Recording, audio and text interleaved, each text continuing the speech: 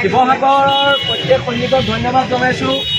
ইতিমধ্যে শ সৈনিক আহি ইয়াত উপস্থিত হৈছে আৰু আজি যোৰহাটত খিলঞ্জীয়া মানুহৰ এখন সংগ্ৰাম হ'ব। সেই সংগ্ৰামত আজি আমাৰ তিনিচুকীয়া জিলাৰ পৰাও অভিষেকৰ নেতৃত্বত বহুতো ল'ৰা আহিছে, বহুতো সৈনিক আহিছে, তাৰ বাবে ধন্যবাদ। আৰু ডিব্ৰুগড় জিলা সমিতিৰ পৰাও বহুতো ল'ৰা আহি উপস্থিত হৈছে, সকলোকে ধন্যবাদ। গোলাঘাটৰ পৰা আহি আছে, লখিমপুৰৰ পৰা আহি আছে আৰু আজি যোৰহাটত বাংলাদেশীৰ বিৰুদ্ধে হ'ব গণসংগ্ৰাম আৰু গণৰাম। সকলোৱে একেলগে কওক জয় অসম, জয় অসম। আছে হেংদাং লোৱা নাই, আছে হেংদাং লোৱা নাই, আছে হেংদাং লোৱা নাই। ধন্যবাদ। অসম জিন্দাবাদ, জিন্দাবাদ, জিন্দাবাদ। অসম জিন্দাবাদ, জিন্দাবাদ, জিন্দাবাদ। অসম জিন্দাবাদ, জিন্দাবাদ, জিন্দাবাদ।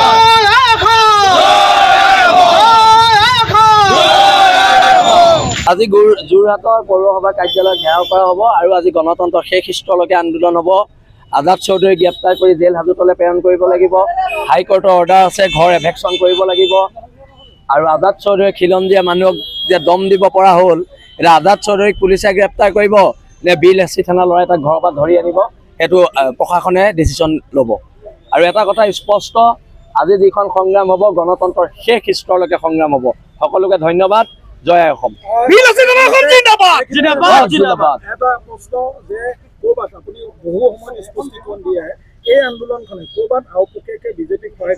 এইবোৰ বিজেপি কংগ্ৰেছৰ নেৰেটিভটো আপোনালোকে নানিব হা। এইটো নেৰেটিভ এইকাৰণে নানিব যে আমি খিলঞ্জীয়াৰ হকে এখন সংগ্ৰাম কৰিছোঁ, এই সংগ্ৰামখন আমাক কৰি থাকিব লাগিব।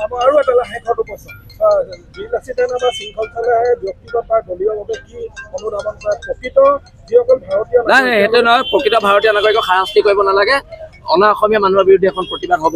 শিৱসাগৰৰ প্ৰত্যেক সৈনিকক ধন্যবাদ জনাইছোঁ। ইতিমধ্যে শ সৈনিক আহি ইয়াত উপস্থিত হৈছে আৰু আজি যোৰহাটত খিলঞ্জীয়া মানুহৰ এখন সংগ্ৰাম হ'ব। সেই সংগ্ৰামত আজি আমাৰ তিনিচুকীয়া জিলাৰ পৰাও অভিষেকৰ নেতৃত্বত বহুতো ল'ৰা আহিছে, বহুতো সৈনিক আহিছে, তাৰ বাবে ধন্যবাদ। আৰু ডিব্ৰুগড় জিলা সমিতিৰ পৰাও বহুতো ল'ৰা আহি উপস্থিত হৈছে, সকলোকে ধন্যবাদ। গোলাঘাটৰ পৰা আহি আছে, লখিমপুৰৰ পৰা আহি আছে আৰু আজি যোৰহাটত বাংলাদেশীৰ বিৰুদ্ধে হ'ব গণসংগ্ৰাম আৰু গণৰাম। সকলোৱে একেলগে কওক জয় অসম, জয় অসম। আছে হেংদাং লোৱা নাই, আছে হেংদাং লোৱা নাই, আছে হেংদাং লোৱা নাই। ধন্যবাদ। অসম জিন্দাবাদ, জিন্দাবাদ, জিন্দাবাদ। অসম জিন্দাবাদ, জিন্দাবাদ, জিন্দাবাদ। অসম জিন্দাবাদ, জিন্দাবাদ, জিন্দাবাদ।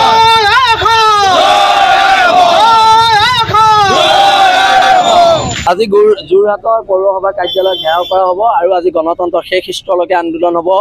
আজাদ চৌধুৰীক গ্ৰেপ্তাৰ কৰি জেল হাজতলৈ প্ৰেৰণ কৰিব লাগিব। হাইকোৰ্টৰ অৰ্ডাৰ আছে, ঘৰ এভেকশ্যন কৰিব লাগিব। আৰু আজাদ চৌধুৰীয়ে খিলঞ্জীয়া মানুহক যে দম দিব পৰা হ'ল, এতিয়া আজাদ চৌধুৰীক পুলিচে গ্ৰেপ্তাৰ কৰিব নে বিল এছ চি থানা ল'ৰাই তাক ঘৰৰ পৰা ধৰি আনিব, সেইটো প্ৰশাসনে ডিচিশ্যন ল'ব। আৰু এটা কথা স্পষ্ট, আজি যিখন সংগ্ৰাম হ'ব গণতন্ত্ৰৰ শেষ স্তৰলৈকে সংগ্ৰাম হ'ব। সকলোকে ধন্যবাদ। জয় অসম।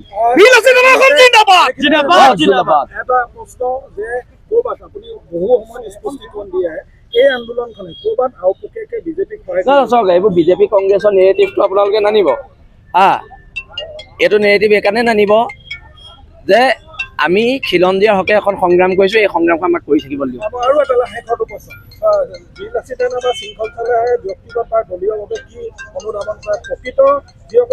নাই সেইটো নহয়, প্ৰকৃত ভাৰতীয় নাগৰিকক হাৰাশাস্তি কৰিব নালাগে। অনা অসমীয়া মানুহৰ বিৰুদ্ধে এখন প্ৰতিবাদ হ'ব।